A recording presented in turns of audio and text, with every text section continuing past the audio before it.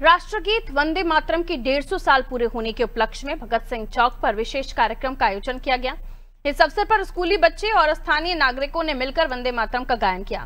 कार्यक्रम में मुख्य अतिथि के रूप में मंत्री कुंवर बृजेश सिंह मौजूद रहे। उन्होंने बताया कि इस साल देश भर के 150 स्थानों पर ऐसे कार्यक्रम आयोजित किए जा रहे हैं ताकि राष्ट्रगीत की ऐतिहासिक और सांस्कृतिक महत्ता को आम जनता तक पहुंचाया जा सके। वहीं उन्होंने बिहार चुनाव को लेकर विपक्ष के आरोपों पर भी प्रतिक्रिया दी।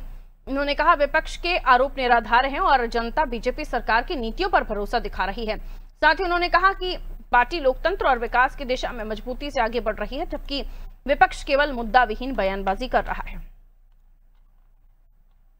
आजादी के समय में कुछ गीत थे जो देश की आजादी की जंग लड़ने वाले वीर बलिदानियों के जीवन को जिन्होंने एक नई ऊर्जा देने का काम किया था। ऐसा ही एक गीत था वंदे मातरम। आज उस गीत की 150वीं जब वो लिखा गया था, जब वो पहली बार गाया गया था, 150वीं जयंती है। पूरा देश आज वंदे मातरम के इस गायन को अपने अपने तरीके से मना रहा है। देश के यशस्वी प्रधानमंत्री नरेंद्र मोदी जी के नेतृत्व में पूरे देश के अंदर 150 स्थानों पर इस प्रकार के कार्यक्रम का आज आयोजन किया जा रहा है। देश के संस्कृति मंत्रालय के मंत्री श्रद्धेय गजेंद्र सिंह शेखावत जी और माननीय प्रधानमंत्री जी इस समय उसी कार्यक्रम के अंदर उपस्थित हैं।